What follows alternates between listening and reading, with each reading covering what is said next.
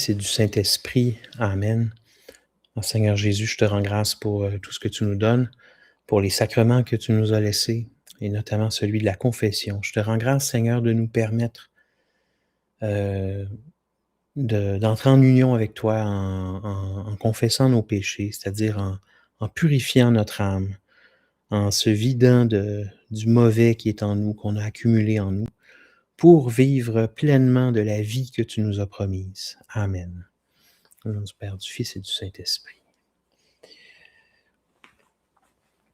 Alors, aujourd'hui, on parle de la confession, du sacrement de la confession. Je vous partage mon écran.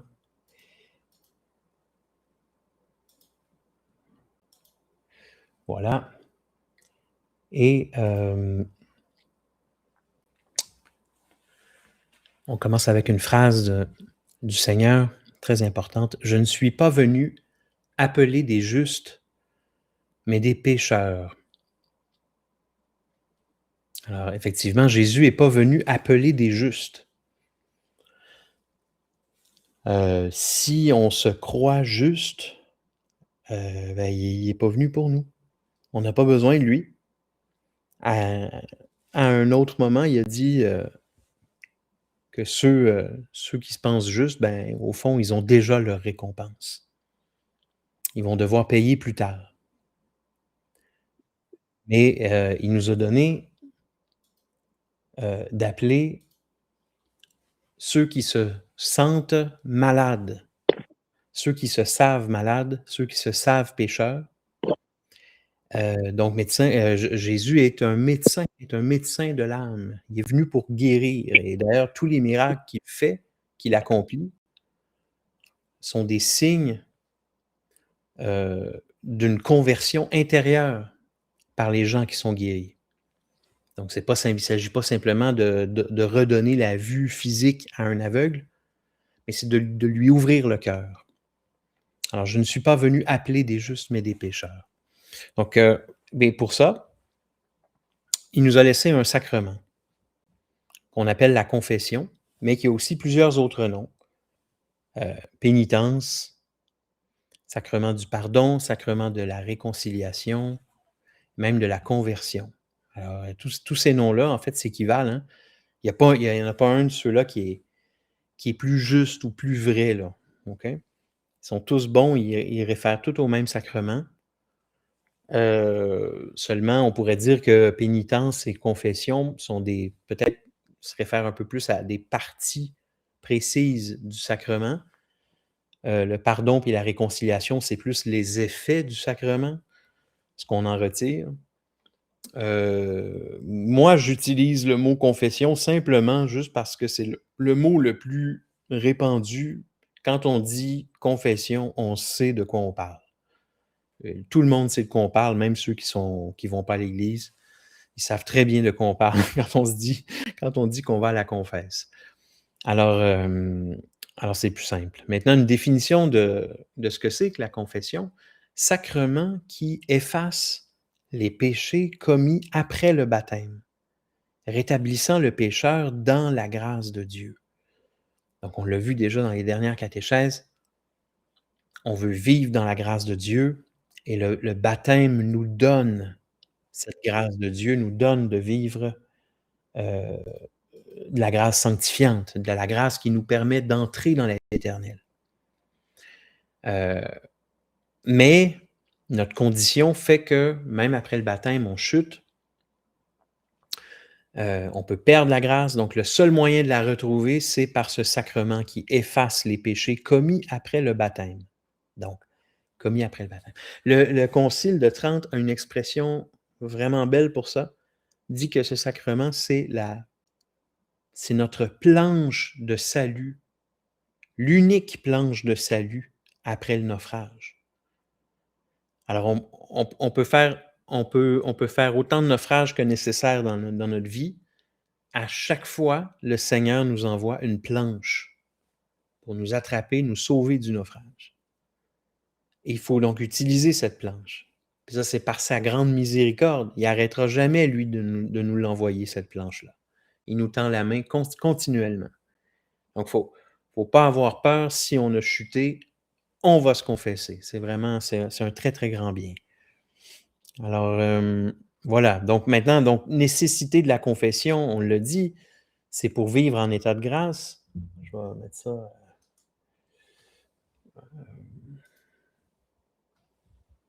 plutôt comme ça. Heu, Maintenant, la nécessité de la confession, pourquoi un sacrement après le baptême? Heu, je viens déjà d'en parler un peu, mais c'est qu'il y a 2 sens au mot conversion. Donc, il y a une première conversion qui est celle où on commence à connaître Dieu, on se tourne vers lui, on demande le baptême jusqu'au moment où on devient enfant de Dieu. Alors, on va dire par exemple: «Je me suis converti, vers tel âge». Alors ça, c'est une première conversion, un 1er mouvement comme ça. Mais il y a un deuxième sens au mot conversion. La seconde conversion désigne le combat de la sainteté contre la concupiscence. Donc, le deuxième sens au mot conversion, c'est un sens qu'on vit tous les jours de notre vie chrétienne. Il faut renouveler notre conversion. Soit il faut maintenir l'état de grâce qu'on a reçu au baptême, ou il faut retrouver l'état de grâce si on l'a perdu. OK? Donc ça, il s'agit bel et bien d'un combat, un combat de la sainteté.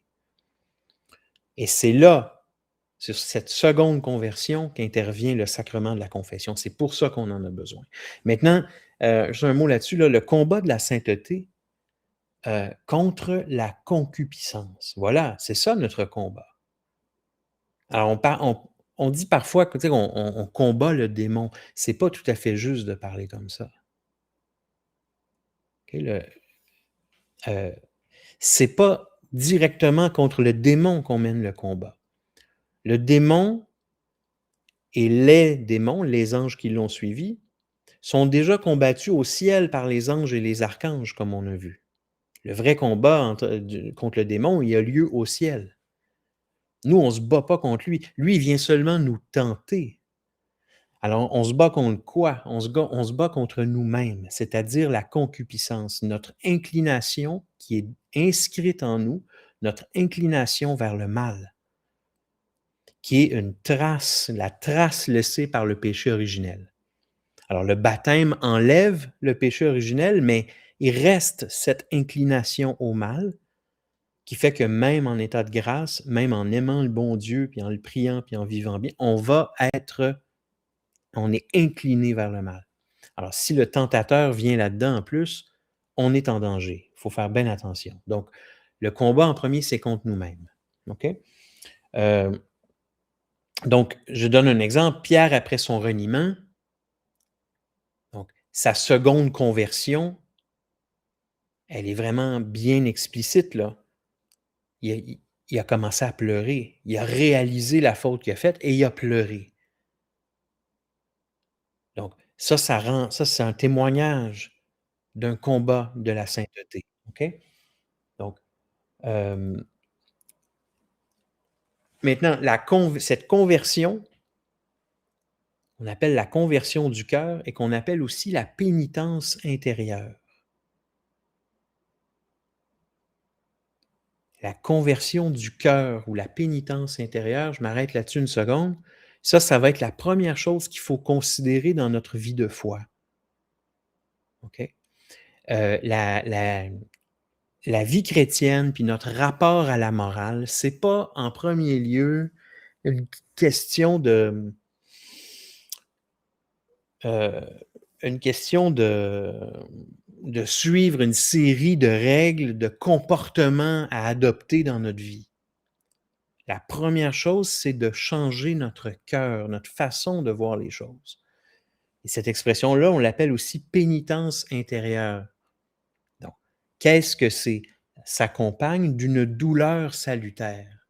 Quand on se tourne vers Dieu, ça nous donne la joie, de la paix, mais ça vient avec une douleur salutaire, comme dit le catéchisme, c'est vrai, c'est beau cette expression-là. C'est une tristesse, c'est le repentir. Donc, heu, le le le repentir, c'est le désir, c'est la reconnaissance de notre faute, c'est d'avoir pris conscience de notre faute, puis le désir de changer. Après avoir pris conscience du poids du péché, l'homme désire un cœur nouveau.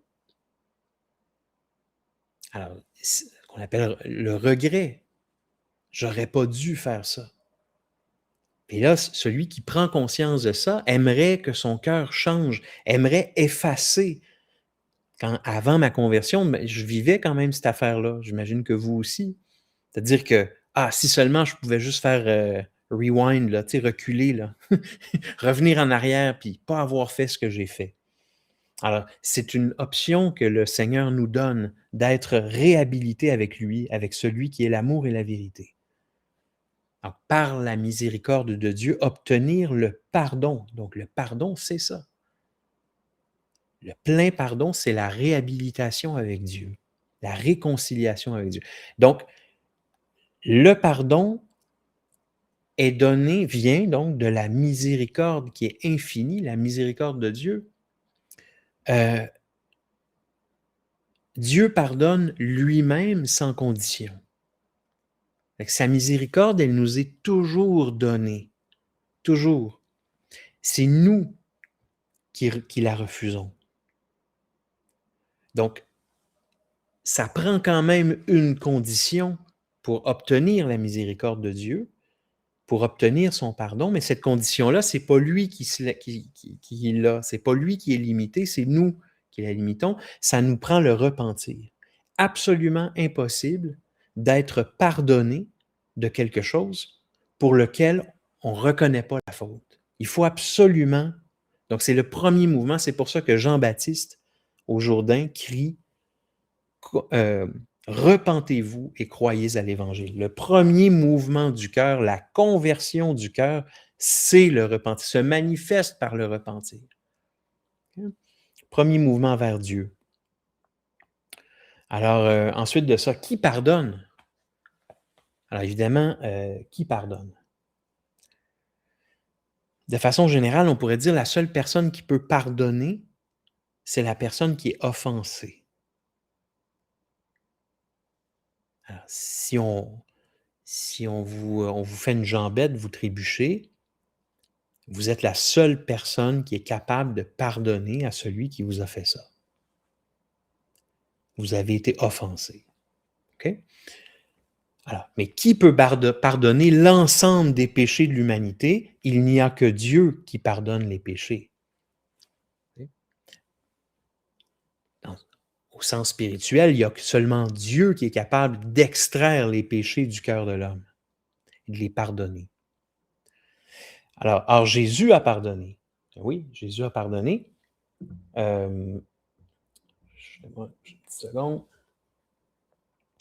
Jésus a pardonné et les hommes en ont été scandalisés. Alors, l'exemple que je vous donne, c'est celui de l'histoire du paralytique. Du paralytique qui était sur une civière. Si vous connaissez l'histoire, vous voyez ce que je veux dire. Il y avait une foule autour de Jésus, il était chez quelqu'un, il était dans une maison, il y avait tellement de monde, les gens étaient incapables d'amener le paralytique près de lui. Alors, ils sont montés sur le toit avec la civière, ils ont ouvert le toit, ils l'ont fait descendre. Et Jésus l'a guéri.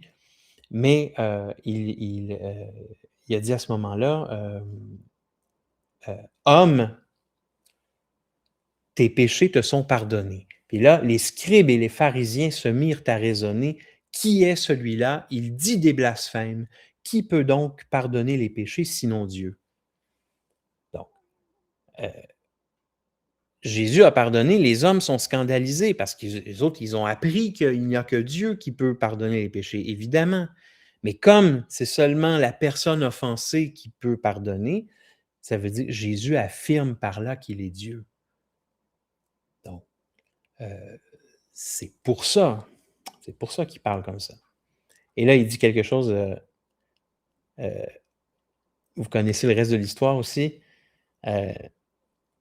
il demande, il répond aux pharisiens, il dit, «Qu'est-ce qui est le plus facile?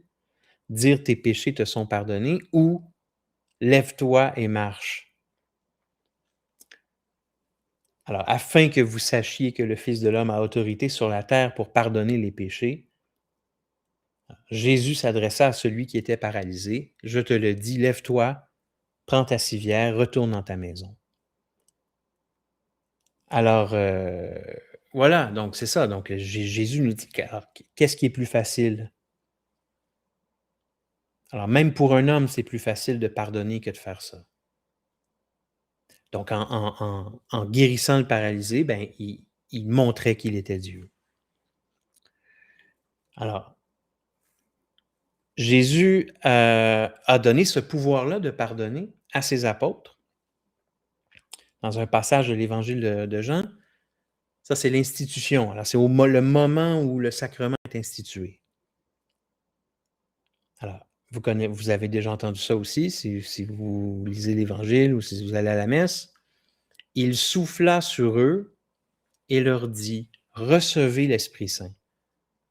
Ceux à qui vous remettrez les péchés, ils leur seront remis, et ceux à qui vous les retiendrez, ils leur seront retenus.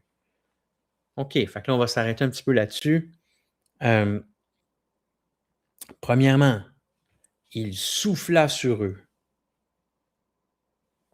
Pourquoi? Pour qu'ils reçoivent l'Esprit Saint. OK? Donc, l'espèce de mouvement par lequel le pardon s'effectue, là, c'est par l'Esprit Saint. Et c'est le prêtre, dans le sacrement, parce qu'il est ordonné, parce qu'il est habité d'une façon spéciale par l'Esprit Saint, c'est le prêtre qui va communiquer l'Esprit Saint à l'absolution. Okay? Alors, c'est vraiment le prêtre fait exactement ce que Jésus a fait.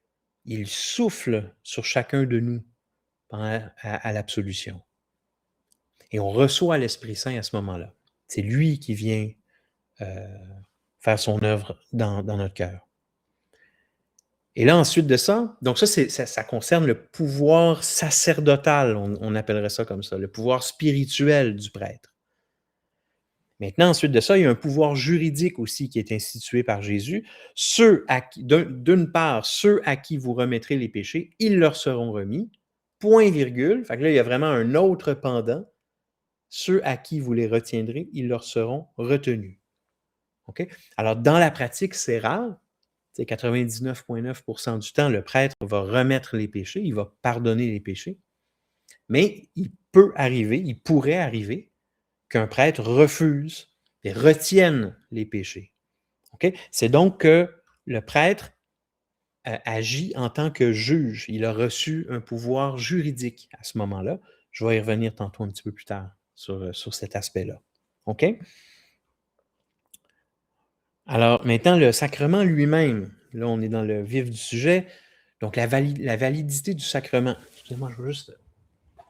C'est une petite affaire. La validité du sacrement. Alors, on se rappelle, pour qu'un sacrement soit valide, il faut toujours qu'il y ait une matière.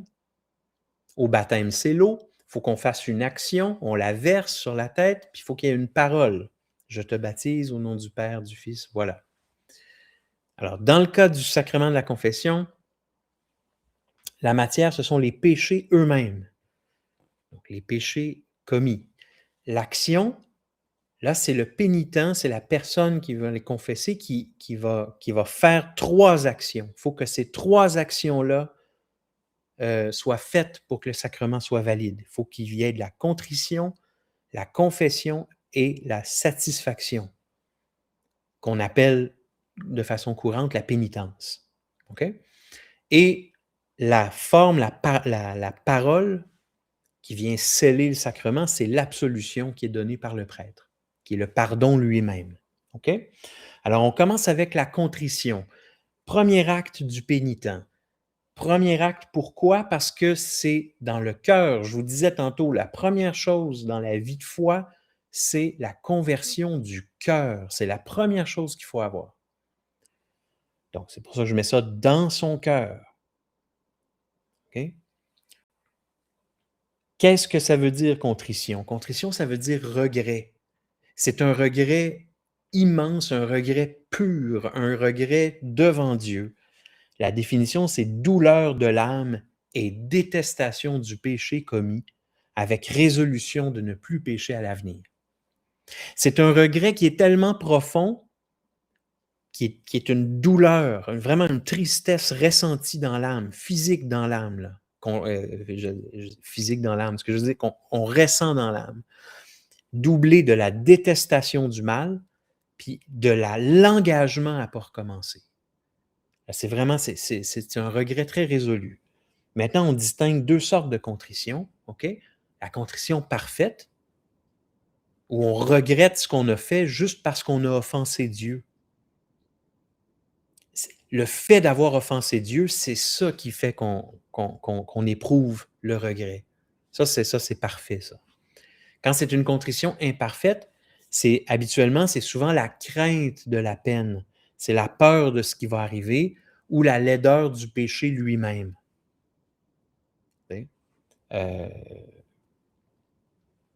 Ça nous arrive de craindre, ou un enfant, par exemple, va s'abstenir de faire un mal par la crainte de la peine. OK? C'est une bonne raison, tant mieux. Mais c'est préférable de le faire pour ne pas offenser ses parents, par exemple. C'est une image que je donne, mais voilà, donc il est toujours préférable d'avoir la contrition parfaite. Pourquoi? Parce que la contrition parfaite remet toutes les fautes. OK? Ça, c'est vraiment important. Donc, qu'est-ce qui fait qu'on est pardonné de nos péchés? Ce n'est pas l'ensemble du sacrement de la confession. Ce qui fait qu'on est pardonné, c'est la contrition qu'on a dans le cœur, le vrai regret. Sitôt qu'on a une véritable contrition dans le cœur, nos péchés sont pardonnés. OK? Même les péchés graves, véniels ou graves, ça ne fait rien. Tout est pardonné à ce moment-là. OK? Quand c'est sincère. OK? Sauf que le problème avec ça, c'est que dans le cas d'une faute grave, ben, il faut quand même avoir une ferme résolution d'aller se confesser, de recourir au sacrement. Pourquoi? Parce que d'abord, la première raison, je ne peux pas être certain de ma propre contrition. Si j'allais jamais me confesser, puis que je fais juste me fier sur le fait que j'ai de la contrition dans le cœur, ben ça ferait comme plusieurs, comme on voit chez d'autres, des protestants, par exemple. Je suis le propre juge de mon regret. Alors, pour éviter ça, on va, d'ailleurs, Jésus nous le demande aussi, va te faire voir au prêtre. L'autre raison aussi, c'est que la confession, ça reste un sacrement de l'Église, donc c'est un acte liturgique. Ça prend une démarche externe. C'est pas juste dans mon cœur, puis tu es tout seul avec le bon Dieu. Oui, la confession, c'est en privé, si on veut. On fait ça, on ne fait pas ça en public devant tout le monde. Mais la démarche elle-même, elle est externe. On peut voir des gens aller faire la file devant le confessionnal. Ouais, on voit cela. Il y a une part qui est publique. OK? Mais ce qui est le plus important avec la contrition, c'est que aucune rémission possible sans la contrition. Okay? Dans le cas de la contrition imparfaite, elle toute seule, la contrition imparfaite ne pardonne pas les fautes graves. Okay? Mais l'absolution qui va être donnée par le prêtre va effectuer le pardon. Okay? Donc, même si un pénitent qui a une contrition imparfaite seulement, va quand même être pardonné à l'absolution. Okay? D'où l'importance de recourir au sacrement, hein? De ne pas juste se fier sur sa propre personne. Okay? Donc ça, c'est vraiment important de comprendre ça. Okay? Et évidemment, la contrition demande normalement un examen de conscience en guise de préparation. Ben oui, Et je veux dire, moi, ça m'arrive d'attendre avant le confessionnal, d'être dans la file, puis là, quelqu'un arrive, vient me saluer, puis là, il commence à une jasette. Bon, c'est pas plus grave, là. Sauf que faut pas faire ça. Je veux dire, les gens qui s'apprêtent à aller se confesser, là, il faut les laisser un peu examiner leur conscience. Il faut prendre un moment, là. On s'en va s'adresser au bon Dieu. C'est important de garder un moment comme ça. OK? Ensuite de ça, deuxième acte du pénitent, la confession. Fait que là, tantôt, on était dans le cœur, la contrition. Là, on est dans la bouche. Qu'est-ce que c'est la confession? C'est l'aveu des péchés. L'aveu des péchés au prêtre, les péchés dont on a conscience. OK? Quand on avoue les péchés, il y a 3 choses qu'on avoue, qu'on doit confesser. OK? Premièrement, tous les péchés mortels depuis la dernière confession. Et oui, parce qu'à la dernière confession, on a retrouvé l'état de grâce. Puis là, les péchés mortels, ils nous l'ont fait perdre. Donc, il faut confesser tous ceux, s'il y en a plusieurs, il faut les confesser depuis la dernière confession.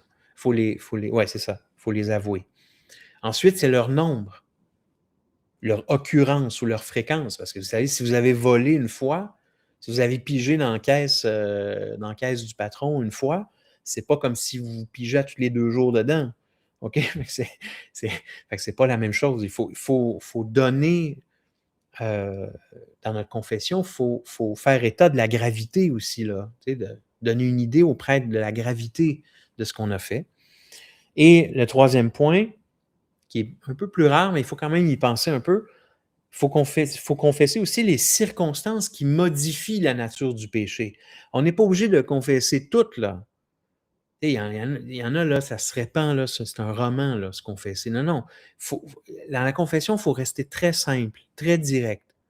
On confesse le mal qu'on a fait. Fait qu'on peut raconter un peu des circonstances. Parfois, le prêtre va avoir besoin d'un peu plus de circonstances. Ça se peut qu'il pose une question ou deux. C'était avec quelqu'un, c'était à quel moment. Il peut vouloir savoir quelque chose comme ça. Mais il y a des circonstances qui changent la nature du péché. Par exemple, si vous êtes un homme marié et vous forniquez avec une femme, ben c'est mal. C'est mal. Alors, c'est un péché. Mais si vous forniquez avec une femme mariée, ben là, c'est un adultère. Alors, vous lui avez fait commettre un adultère. Donc, c'est un autre péché qui vient s'ajouter à la fornication. C'est fornication plus adultère. OK? Euh, le, le, le, si vous avez volé dans une église, il y a un vol, mais si c'est dans une église, ben, il y a sacrilège. Si vous volez des vases sacrés, c'est un sacrilège. Donc, il y a comme un deuxième péché. Donc, alors, dans ces cas-là, il faut les confesser aussi, évidemment. Les fautes vénielles, pas nécessaire. C'est pas nécessaire de les confesser. Mais vivement recommandé. Parce qu'une accumulation de fautes vénielles peut nous amener à des fautes plus graves. Alors, normalement, on le fait en même temps quand on a l'habitude de se confesser. On ne veut pas laisser pourrir notre âme, là. on le fait aussi. Voilà. Ensuite de ça, il y a la satisfaction. Troisième acte du pénitent, satisfaction. Ça, c'est dans son comportement. On appelle ça aussi la réparation ou la pénitence dans son comportement. C'est-à-dire que là, par nos actes, on va réparer le péché commis. Expiation du péché. Il faut payer pour le péché, il faut rembourser, il faut réparer, il faut faire pénitence. Alors, autant que possible, le pénitent doit réparer le tort commis, restituer un objet volé, rétablir la réputation de quelqu'un, compenser des blessures, etc. Okay? L'absolution que le prêtre va donner enlève le péché. Le péché est pardonné, mais ne remédie pas à tous les désordres causés. Quand on commet un péché, il y a l'acte du péché, mais le déposer, ça, on ne peut pas le contrôler. Je donne un exemple. Si vous avez brisé une vitre, la vitre est cassée en mille miettes, vous allez confesser ça. Vous avez vandalisé quelqu'un, là. Vous allez confesser ça. Le prêtre va vous demander, va vous dire, comme réparation, il va dire, ben, avez-vous payé une vitre neuve? Alors, même si vous avez payé une vitre neuve, c'est bien, mais ça ne répare pas complètement. OK? Il y a toujours du désordre dans le péché. Pourquoi ça ne répare pas complètement? Parce que la vitre elle-même, on ne peut pas la recoller. Les milliers de morceaux, c'est à jamais perdu. Même chose pour la médisance. La médisance, c'est grave, c'est extrêmement grave. Médire sur quelqu'un, ça va être dans les oreilles de quelqu'un d'autre, ça s'en va encore dans les oreilles de quelqu'un d'autre, les rumeurs partent, c'est inarrêtable. Comment est-ce qu'on peut réparer ça? C'est très difficile, très difficile. Alors pour faire ça, donc là, j'ai écrit: «La pénitence doit être douce», effectivement, mais doit correspondre à la gravité des péchés commis. On fait ça par des prières, des offrandes, des œuvres de miséricorde, privations, sacrifices. Pour ce qui est de la réparation, c'est de se reconfigurer au Christ. On est fait à l'image de Dieu, mais le péché a détruit cette image. Donc, par la réparation, on essaie de retrouver l'image, de se reconfigurer au Christ. OK? Maintenant, on a toujours les pénitents, ça c'est méconnu. OK? On a toujours la possibilité de refuser la pénitence.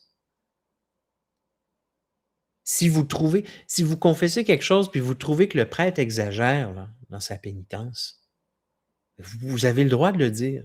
Je vous ai dit tout à l'heure, il y a une juridiction dans le sacrement de la confession. Le prêtre, c'est un juge. Vous êtes dans un tribunal, qu'on appelle le tribunal de la miséricorde. Donc, vous avez le droit de vous défendre. Vous n'êtes pas obligé d'accepter la satisfaction, la pénitence qui vous a été donnée telle qu'elle. Vous pouvez dire, moi, je trouve que c'est trop, ou je trouve que c'est pas assez, ce qui est souvent mon cas d'ailleurs. Au Québec, là, je veux dire, les, les- les prêtres, souvent, ils donnent carrément pas de pénitence, ou c'est tellement pas grand-chose que des fois, il faut dire, non, non, donnez-moi quelque chose de plus substantiel. Là.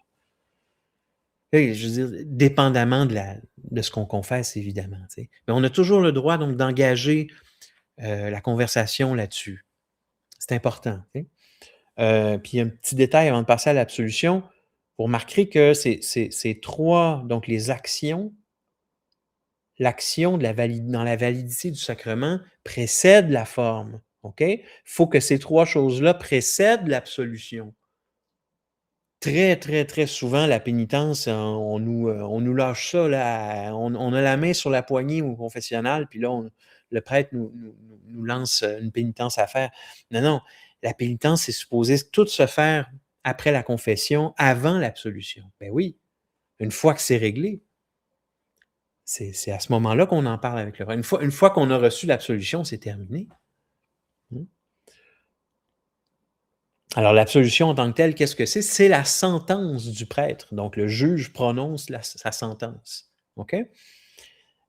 Donc, la parole même de l'absolution, c'est « Et moi, au nom du Père et du Fils et du Saint-Esprit, je te pardonne tous tes péchés » ou « Je vous pardonne tous vos péchés. » OK? Donc, à ce moment-là a lieu l'absolution, la réconciliation a lieu. Une note pour les péchés oubliés. Les péchés oubliés, tu sais, j'ai dit tout à l'heure, on confesse les péchés qu'on a en conscience. Ceux qu'on n'a pas eu conscience de commettre ou qu'on a oubliés, c'est pas plus grave, hein? Il y a des gens qui se présentent à la confession avec leur liste, là. C'est pas une liste. Le Seigneur connaît mieux que nous-mêmes la liste de tout ce qu'on a fait de mal, là. Ce que le Seigneur veut, c'est notre cœur. Il veut la pureté du cœur, la sincérité du cœur. Donc, on se prépare avant, on repasse par un examen de conscience avant d'aller se confesser, mais une fois qu'on est là, ben, on vide notre cœur tout simplement. OK? Maintenant, un mot sur le ministre. Alors évidemment, le ministre du sacrement, c'est le prêtre, obligatoirement, ça ne peut pas être autrement, parce qu'il a reçu le sacrement de l'ordre qui lui donne le pouvoir de pardonner les péchés au nom de Dieu. OK?